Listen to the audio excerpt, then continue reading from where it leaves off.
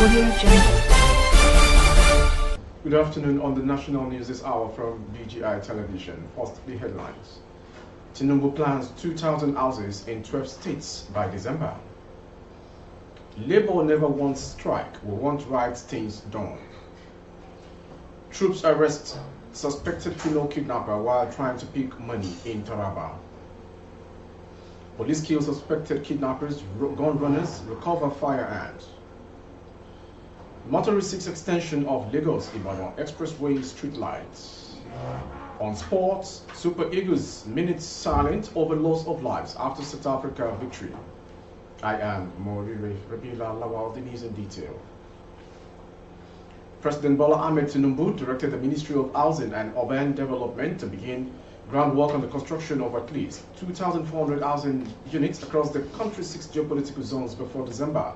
According to a release on Thursday from the Special Advisor to President on Media and Publicity, Ajuri Ngelale, Tinubu gave the directive when he performed the groundbreaking of the 3,112 housing units Renewed Hope City in Abuja.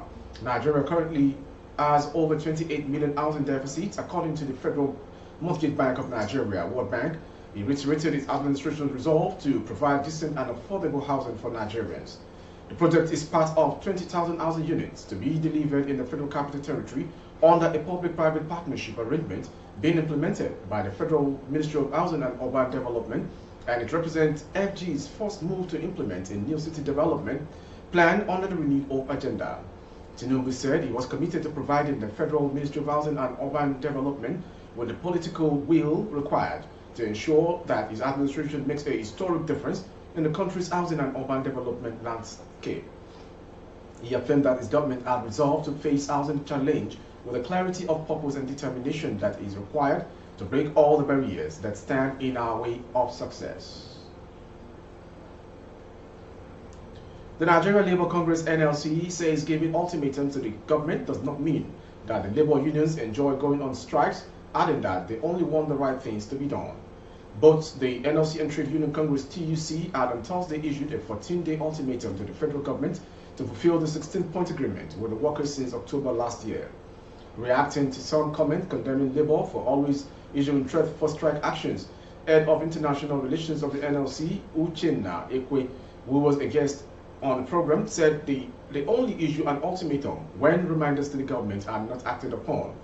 Before you see us issue a public ultimatum, there must have been many communications that are not meant public to the government system, calling their attention to probably an agreement like in this case.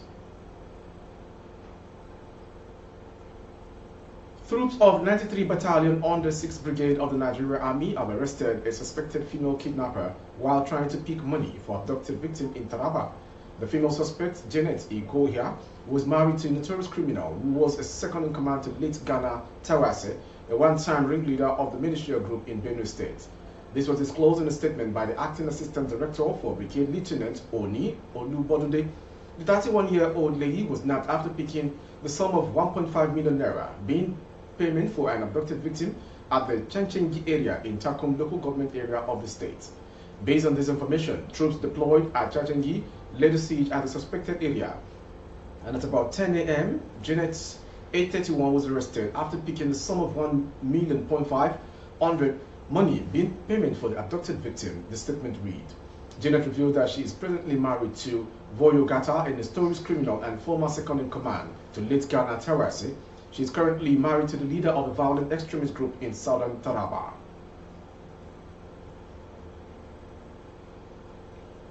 A set of kidnappers and gun runners responsible for terrorizing different states have been neutralized by officers of the Nigeria Police Force. The Force Public Relations Officer, ACP Olumiwa Dijobi, disclosed this in a statement today.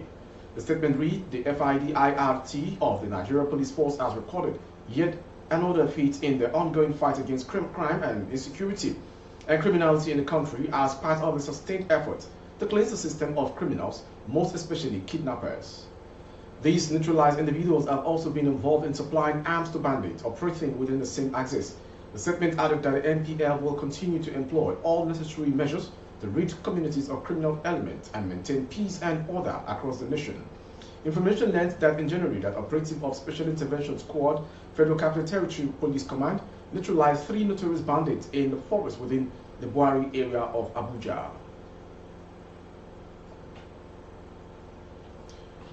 Motorists plying the Lagos-Ibadan Expressway commended the federal government for the installation of street lights on the Long Bridge area and called for the extension to all the sections of the expressway. Correspondents will monitor the ongoing installation of street lights along the Kara-Warewa stretch of the Long Bridge. Observed that some street lights had been installed within a stretch. At the same time, the installation was ongoing from the Long Bridge axis inward Kara. Some motorists who spoke on Thursday noted that the street light would help reduce cases of insecurity along the expressway. When motorist Kabiru Olawale disclosed that the installation of streetlight facilities will curb incessant attacks by miscreants on the highway and help to reduce insecurity on the highway to the barriers. Another motorist who identified himself simply as Dende lauded the installation while also calling for an extension on other sections of the expressway. Going on to the next story. As the world celebrated the International Day of Zero Tolerance for Female Genital Mutilation on February 6, the United Nations Children Fund in a report said it was important to keep educating girls and women on the negative implications of FGM. UNICEF explained that daughters of educated women were less likely to be caught than those whose mothers were uneducated. According to the World Health Organization, FGM comprises all procedures that involve partial or total removal of the external female genitalia or other injury to the female genital organs for non-medical reasons.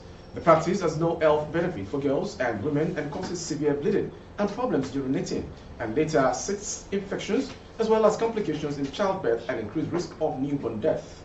The practice of FGM is recognized internationally as a violation of the human rights of girls and women. It is nearly always carried out by traditional practitioners on minors and is a violation of the rights of children. Going on back to the north, the National Drug Law Enforcement Agency NDLEA Kaduna State Command has arrested 92 suspects and seized 217.02 kilograms of illicit substances since the beginning of 2024. The state commander of NDLEA, Mr. Samaila Damalam, disclosed this in an interview. According to him, the suspect comprised 88 males and 4 females. He added that the seized substances including Indian hemp, cocaine, heroin, tramadol, and methamphetamine. The commander said the NDLEA operative raided 17 plus 2 illicit drugs in the state during the period. He said the command secured the conviction of 24 suspects and charged 25 to court during the period. In a bid to dissuade members of the public from illicit drug use on trafficking, enlightenment campaigns were carried out at various locations targeting 6,956 participants. Finally, sports.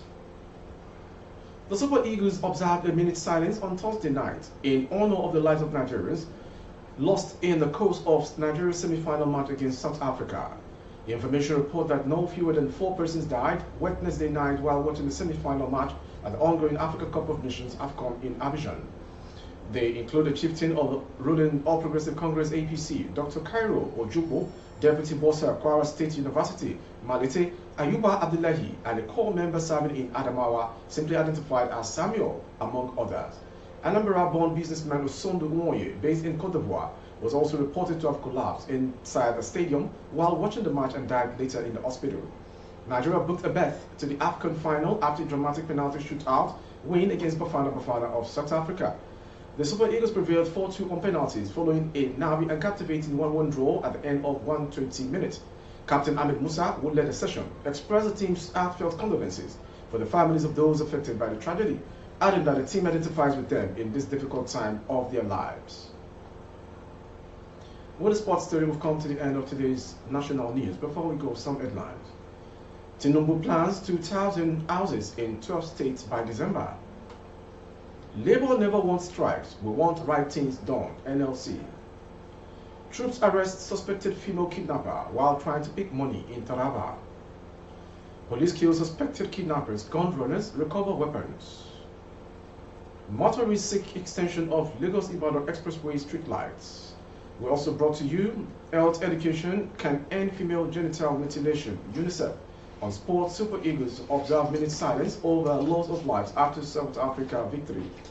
For update of our broadcast on YouTube, our handle is Babagagede Imo Television. Can you subscribe and click On the notification bell, select option all to access all of our broadcasts. On Facebook, Bagede Imo with Alawi Adebayo. Please like and follow the page. Jumat Mafida to all faithful Muslims all around the world. I am Moriri Rabila Lawal. Good afternoon.